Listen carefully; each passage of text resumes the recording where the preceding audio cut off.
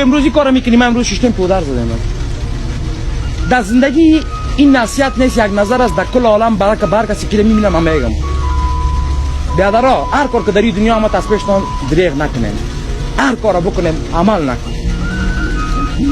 نصیحت نمیکنم، من کسی نیستم که نصیحت کنم، شاید از مگرم عمل نکو، هر کار روی دنیا را بکو پشیمانی نداره، این کار پشیمانی داره.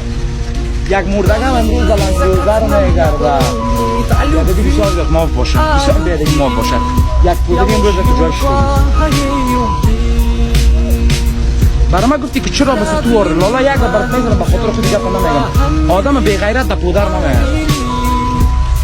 وقتی یک چیز است که غیرتی را عاجز میسازه، غیرت داشته باشه کم عاجزت میکنه، بی غیرت باشی بیادبی بسیار زیاد ما باشه، بسیار بیادبی ما باشه، تفسیر مردگی میگه. این اینترنت چیز است. آدم بی غیرت عملی نمیشه، هر کدام از زمین بسیاری از بسیار سوادار است پدر.